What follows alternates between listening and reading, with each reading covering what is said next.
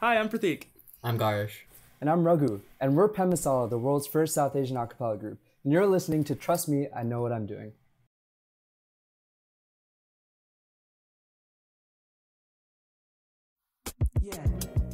My name is Abhay Dandekar, and I share conversations with talented and interesting individuals linked to the global Indian and South Asian community.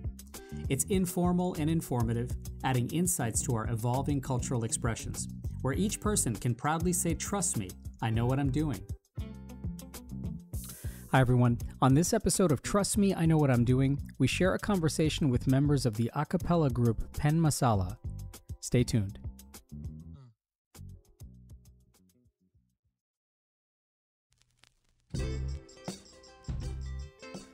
Once again, thank you for listening to Trust Me, I Know What I'm Doing and sharing it with your friends and family, and for following us everywhere on that good old social media. If you're enjoying these episodes, please take a moment to submit a kind rating and review wherever you might be listening or watching, as it's very much appreciated. So after beginning with church music in Europe and then gaining popularity in the US in the late 1800s and early 1900s, a cappella music has a unique kind of charm. Since you don't need instruments, you just need humans. It's an instant community builder, as you just need to gather at least a few voices to make some simple harmonies. And best of all, since there's no equipment involved, it's basically free. So free, humans, and gathering, the basic ingredients of a successful college party. And so it's no surprise that the a cappella art form is immensely popular on college campuses. It's certainly been buoyed, of course, in recent years by lots of pop music offerings and movies like Pitch Perfect, but has some fairly broad appeal amongst the generations. That's why it was pretty cool to talk to members of PENN MASALA, the world's first and premier South Asian a cappella group. Since forming in Philadelphia in 1996 on the campus of the University of Pennsylvania, PENN MASALA has been creating a cappella music with a Desi Western fusion, crossing cultural and musical boundaries and setting new ones for many others. From original compositions to Hindi-English mashups, to blending pop, folk, R&B, jazz, rock, and of course so many South Asian influences. They've performed and toured in the US, the UK, and in India. Over the years, they've been featured in the Indian International Film Academy Awards and the Hollywood Feature Film and Soundtrack for Pitch Perfect 2. They've performed at the White House for Diwali, and this past summer at the state dinner hosted by President Biden for Prime Minister Modi. They've also released 12 studio albums, and their latest is called Midnight Oil. I caught up recently before school started with the group's president, JRaghu Raman, the music director, Prateek Adurty, and the business manager, Gaurish Gaur, all singers in the group and all full-time students. We chatted about everything from the demands of student life, to the camaraderie of past and current members, to staying relevant in a music and college world filled with so many choices. But we started by chatting about their recent trip, aptly called Homecoming, this past May to perform in India. Was there anything that seemed in some ways kind of fresh or surprising, especially after so many years away for PENN MASALA and of course coming through the pandemic? Were there any kind of bright notes or surprises that were kind of unexpected for you all as a group? Yeah, we actually got the wonderful opportunity to collaborate and meet some incredible Bollywood artists. A few of them, Shankar Mahadevan, he actually came onto stage and sang Mitva with us on our last show of our India tour. That was just like a really, really special moment for everyone in the group to sing with one of our idols. We've listened to his music, we've covered his music, now we get to sing with him. So that was really, really fun. We were able to record some music and do some collaborations with other artists like Vijay Prakash and Shankar Mahadevan's kids as well, like Shivam Mahadevan and Siddharth Mahadevan. Yeah. And to sort of add on to Raghu, in terms of like performances, so we perform a lot in the US for colleges mostly. So the people that we sort of perform to are like Indian college kids. Yeah. And one thing that was like insane in India was every single song that we performed, they knew like every single lyric. So both just the Hindi stuff, the Telugu stuff, the Tamil stuff, as well as the English. In America, when we mostly perform, you can hear people sing like the English songs mostly, but a lot of people don't really know some of the older Hindi songs that we sing.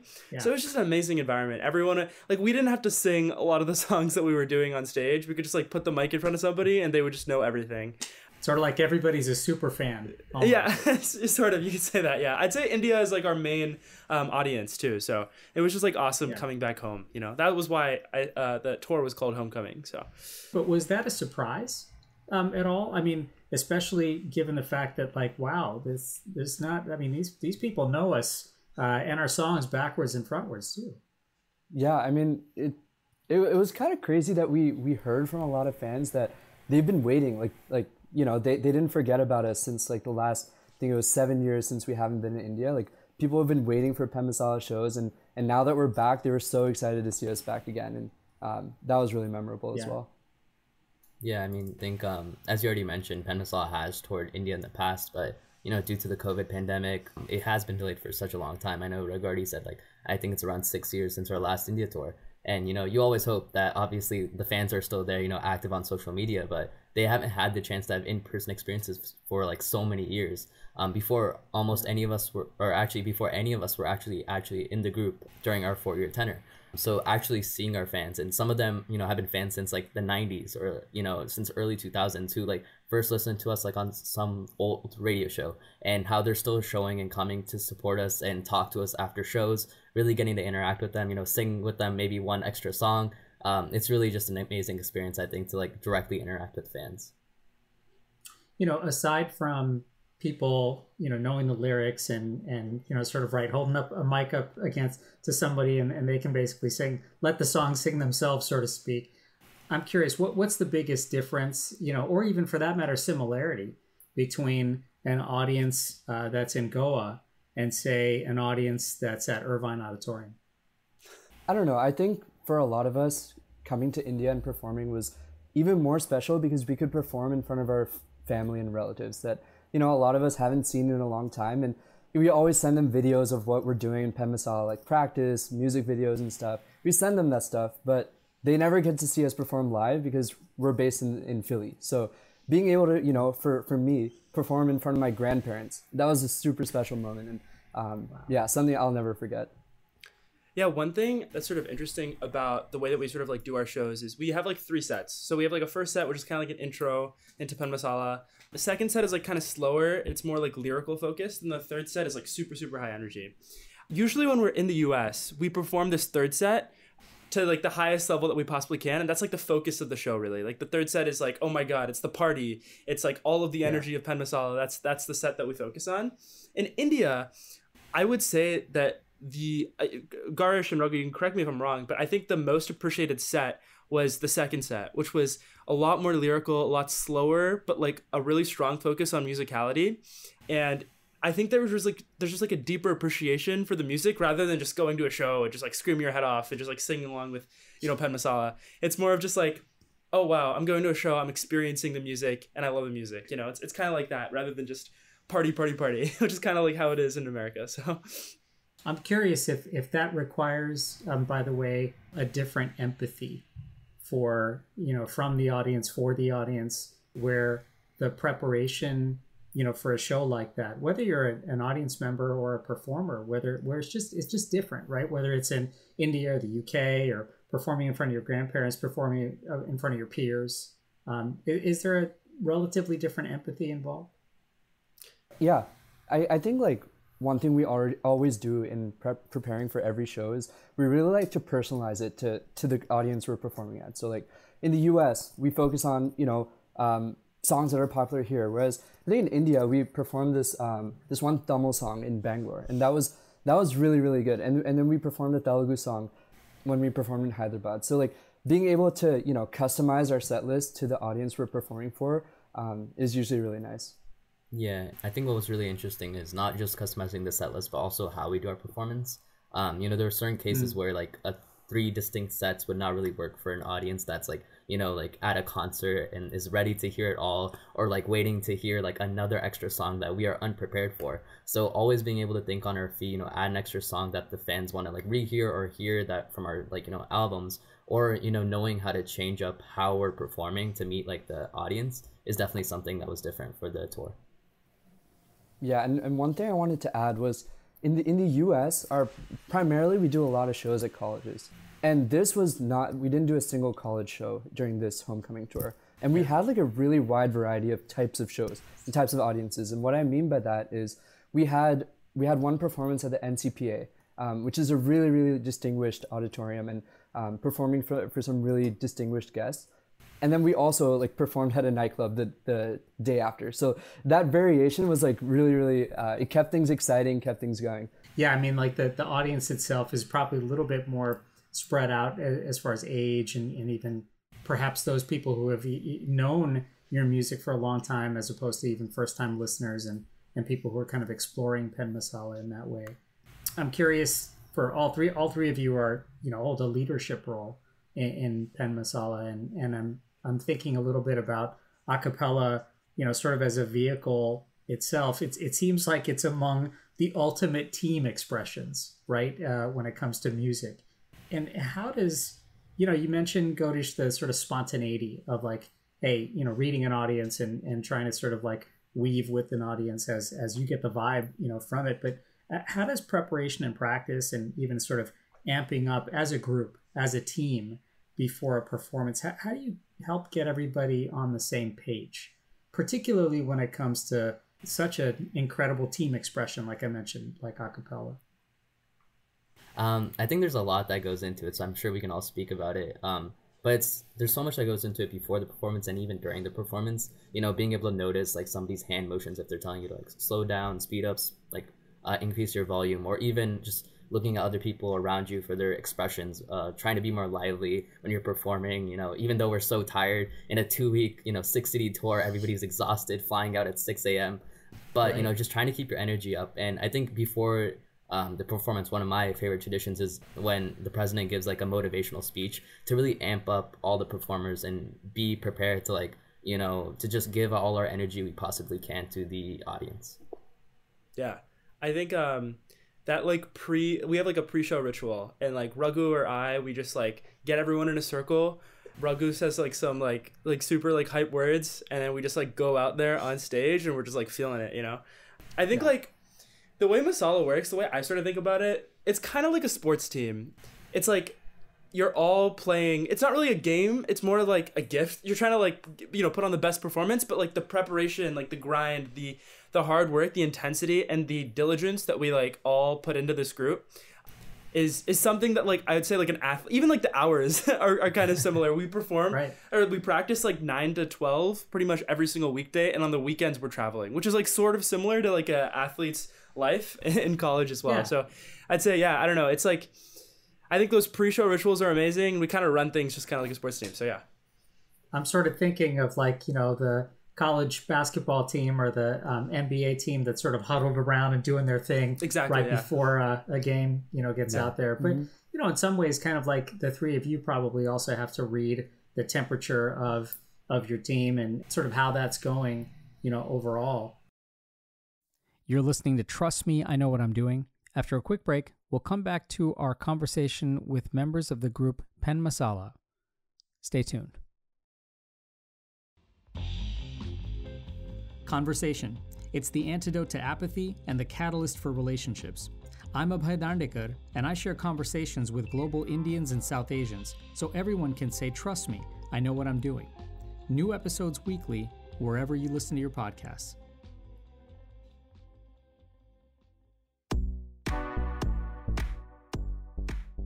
Hello everyone, my name is Tam France and you are listening to Trust Me, I Know What I'm Doing.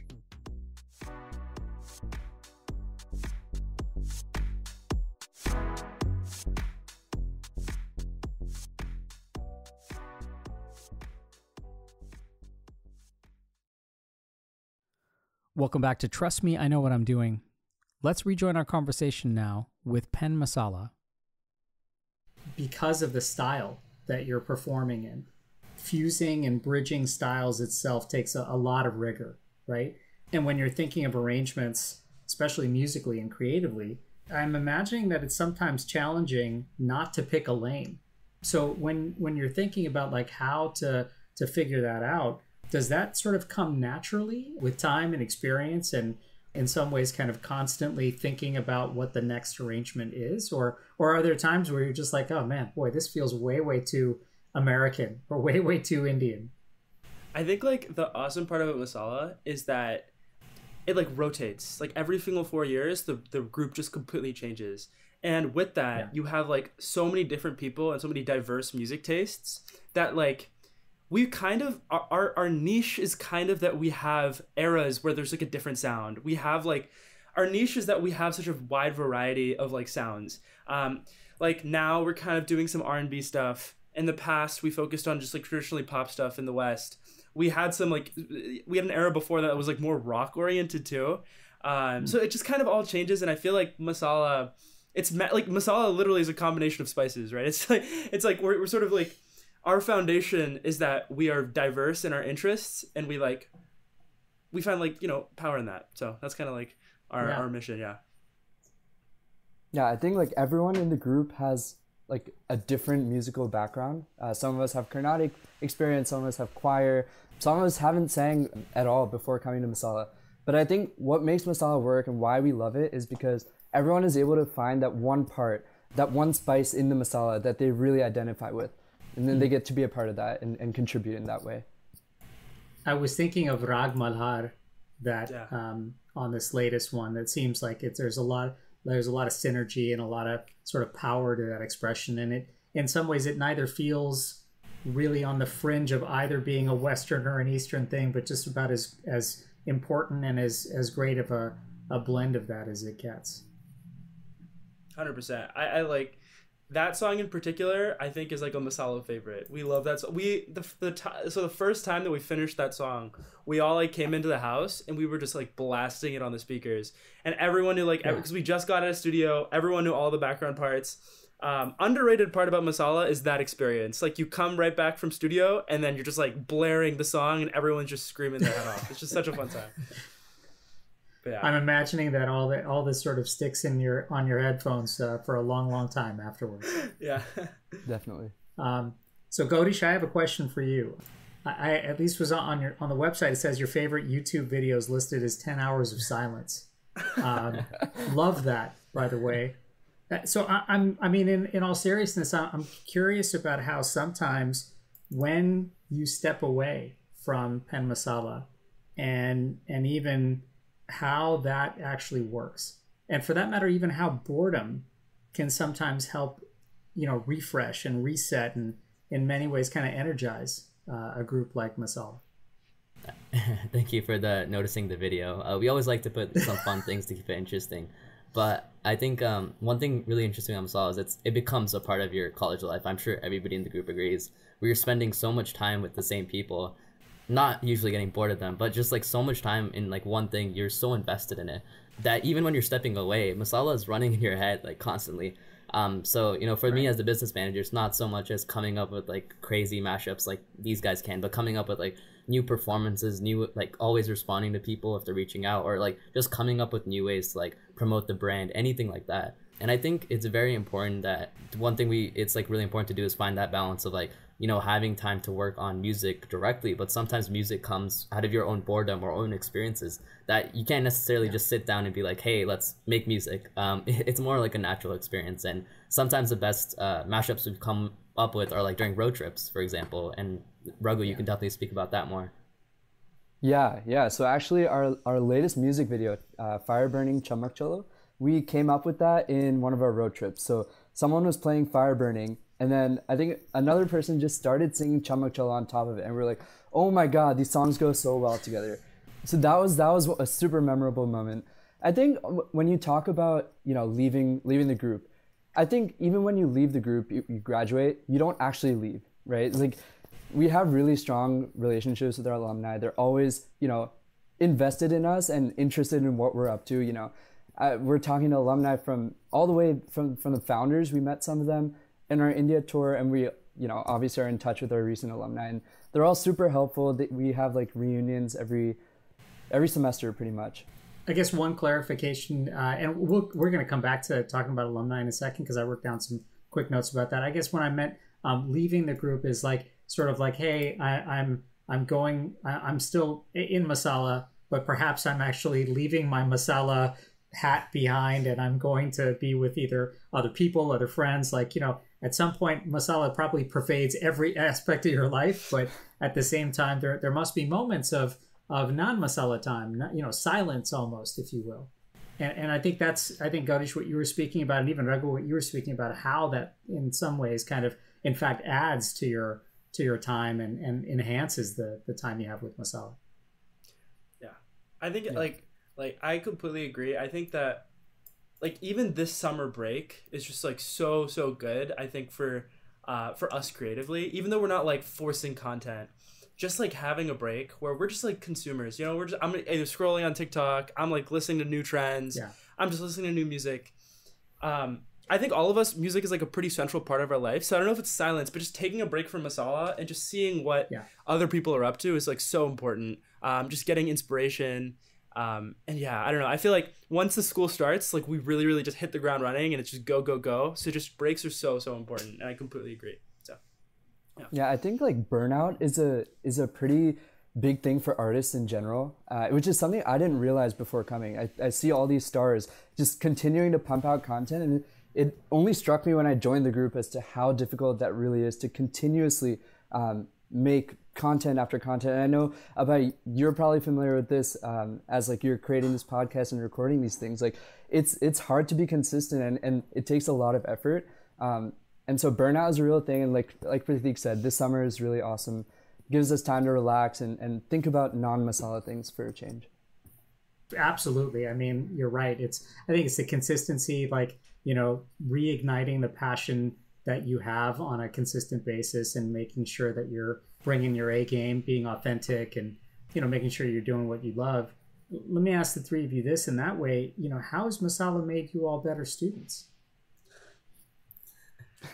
Raghu, you want to start with that? Made me a worse student. No, I'm kidding. No, I wasn't sure if that was a loaded question or not. I mean, no, in all seriousness, I think Masala really forces you to be on top of your stuff, right? Like you're spending 3 hours a day doing practice, and oftentimes people have responsibilities outside of that 3 hours. So, you know, when you're not doing Masala stuff, you have to be on top of everything else that's going on in your life. So I've become really good at managing my time. And, you know, we're all friends. We all, you know, take similar courses. So whenever the courses align, we're always studying together, helping each other out. So apart from like the Masala music community, we also, you know, have a community with each other in the academic realm. I think like also on like another note, I think Masala is probably like I've developed, like I feel like we talk about like team building skills like generally, and it's sort of like a cliche. It's kind of like vacuous, but I genuinely think I've become such a better like team player while in Masala, and like because I feel like with a lot of team projects, like your heart's not really in it, right? You're just doing it because you're assigned. In Masala, everyone like loves music and everyone has a creative vision, and just like navigating so many different opinions and like that whole process, I think you really get a really good experience and develop really good skills in terms of just like resolving conflicts, in terms of like making sure that the group's still able to function even though there is maybe like, you know, a creative disagreement. And I think that that's such a valuable skill that you don't really get in anything really. I think it's really rare for like a club generally for people to like just like express how they feel about any aspect of the club. And I think Masala is super awesome because everyone's really honest with each other with how they're feeling. They're super passionate about it, and man, it's just like you develop so much in that sort of environment. Yeah, I think Prateek and Raghu answered it pretty much perfectly, like what I would say. The only thing I can really add is like knowing from taking a class with Raghu this past semester with another person also in that class, it's almost like a net you have where if you're ever, you know, stressed about a class, all of us have work to do, or a lot of work to do even after practice. So we can always come together, you know, take time to study together, always help each other out. And I think that like supportive net, it extends beyond any other, like, it's really hard to call Masala a club or describe it because it's not a club. It's like, it's not a sports team. It's not like a singing group. It's not like friends. It's like a collection of all of that where we're all supporting each other. We're working together. We're working towards a common goal. But at the end of the day, we really are just friends. And I think that's the best part of it.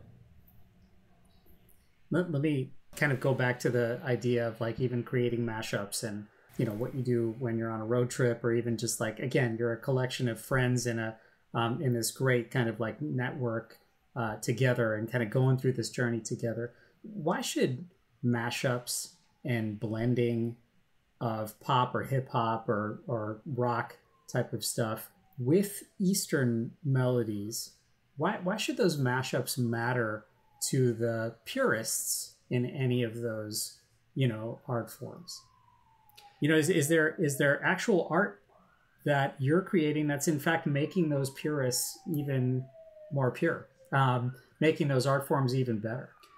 I think if you look at music history in general, I think one trend that you sort of see is that anytime a new genre pops up, it's really an amalgamation of everything in the past and derived in from a lot of those different inspirations, something new emerges.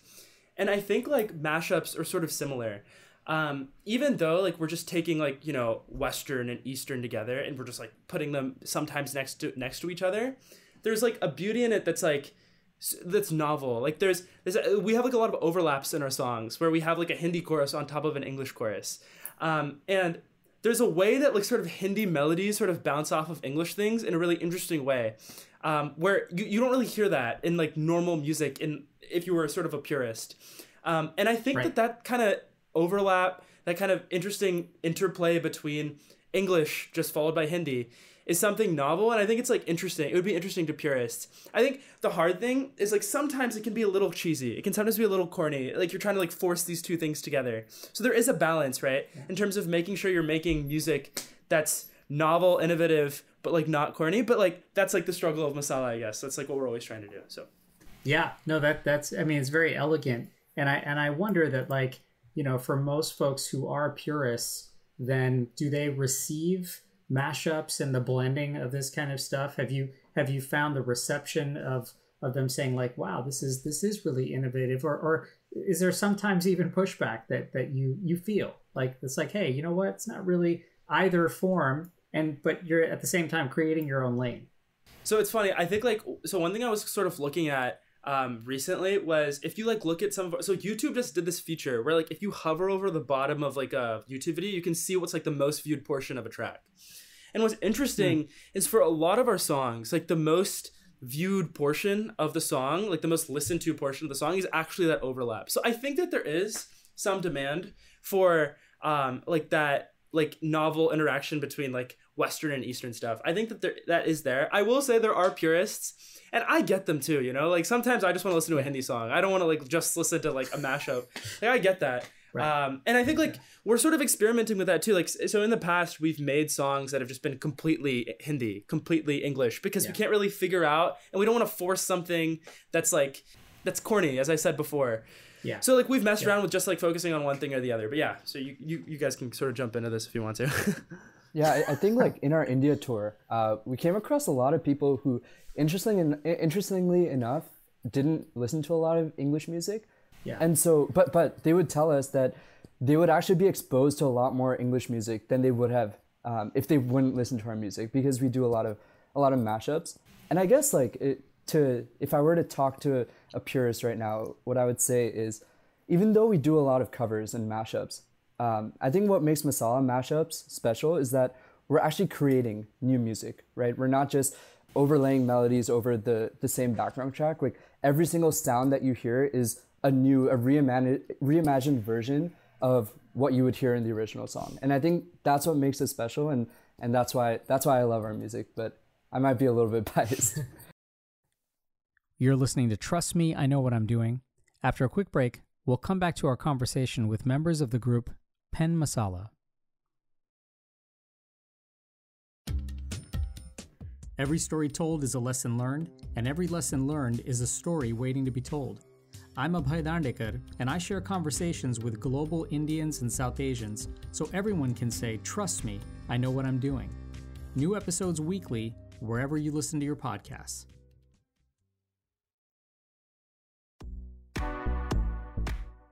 Hi guys, I'm Karan Barar. I'm an actor, director, and producer here in LA, and you're listening to Trust Me, I Know What I'm Doing.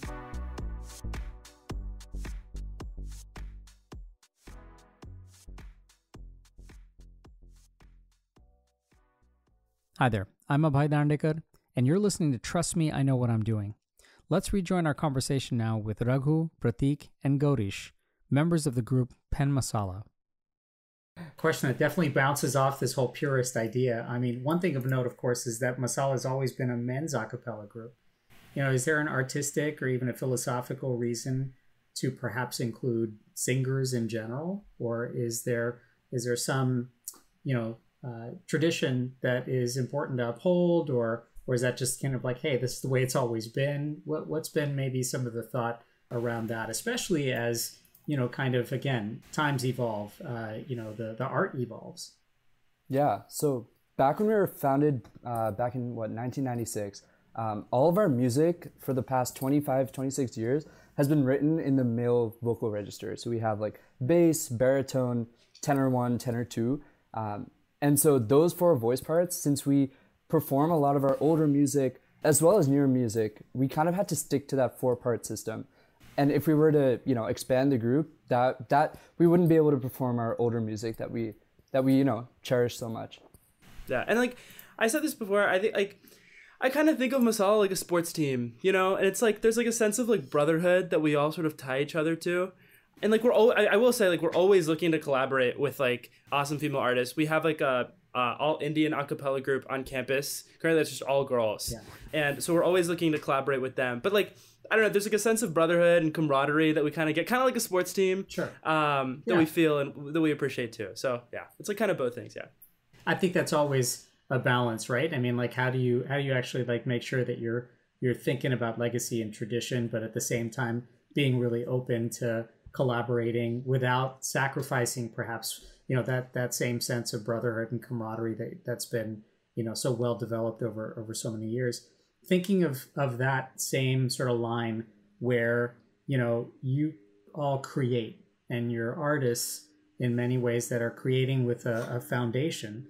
And that foundation really is very steeped in a whole lot of legacy and tradition, right? You're at an Ivy League institution. A cappella music has such a rich European and American choir tradition. Definitely, of course, all the traditions of Hindustani classical music, Bollywood music, Carnatic music. All of these have kind of rigorous histories and legacies that are quite rich and profound. So in thinking about Masala, how does PENN Masala create its own tradition, but particularly in a way that doesn't allow it to get old or even worse, irrelevant?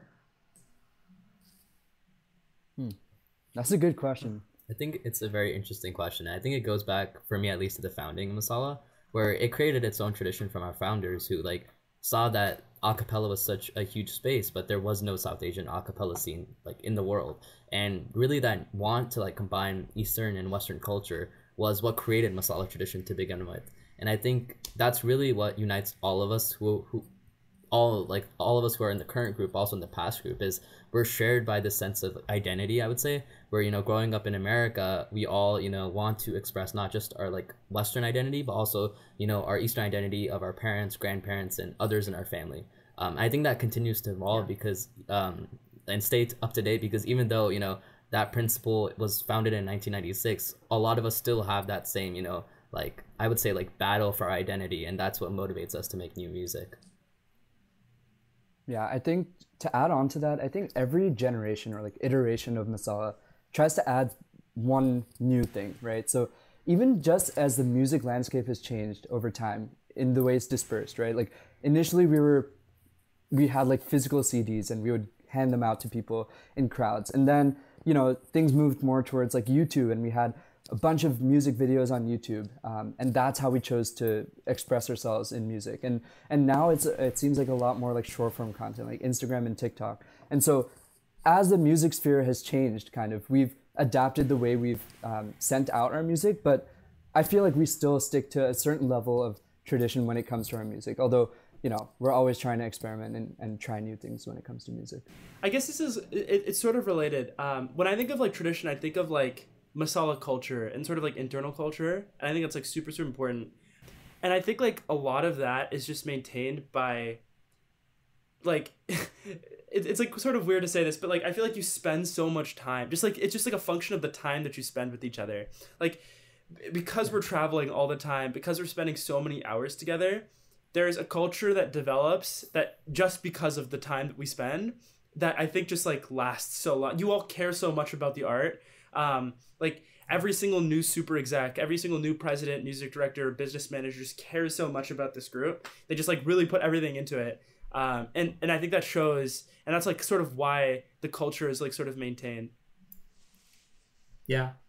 Let me ask you this, all three of you for that matter, You know, I want to go back to this idea of alumni and leaving the group as we had, you know, kind of talked a little bit about earlier. But, you know, some of the alumni are now like me in their 40s and 50s. And I'm curious, what are some of the nuggets or some of the lessons that you've taken away now from, you know, talking to some of those folks about the history of masala and kind of like what it means to you long term? Well, perhaps after you left college.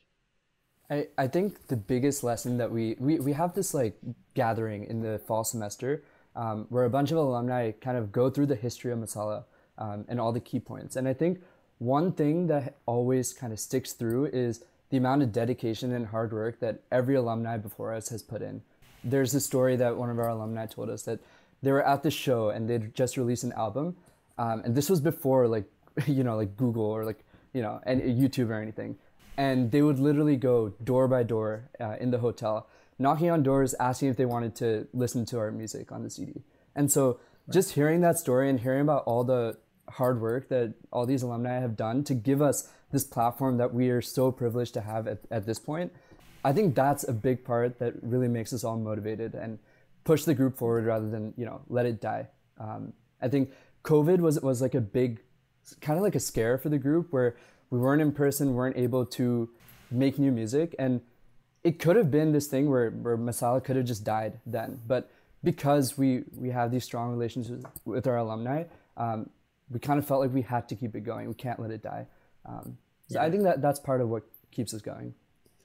I think like the best piece of, I completely agree with Raghu. I think like the best piece of advice that I got from an alumni was, it was just like, don't overthink it. You know, like you're in this group for 4 years, you were chosen in this group for a reason. Trust in your abilities and don't overthink the music creation process because like you were chosen for a reason. And I think that there's like hearing that from an alumni, a lot of these alumni we just like love, we think they're legends. Like just hearing that from a person, just like that they believe in you is just like so empowering, you know? So I think like that piece of advice and just being like present, just feeling like the music creation just recognizing the music creation process is organic and it just happens spontaneously has been really important for me.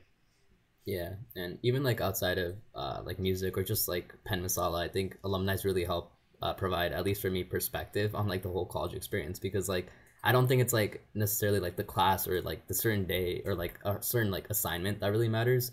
When you're talking to alumni, it's about their experiences, like their journeys and what they can share, and like being a part of a community that you can always look back to even when you're older, and like returning like the favor that you were given. I think that's really inspiring. It's like giving you a wider perspective.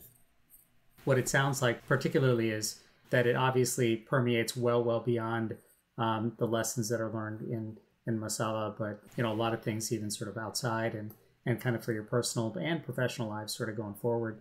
In thinking about all this together, right? We've talked about the music, we've talked about the performance, we've talked about sort of college life and beyond. But when someone leaves a PENN Masala concert or they listen to a PENN Masala song, maybe even for the first time, what curiosities, what questions do you hope they're asking themselves right after that?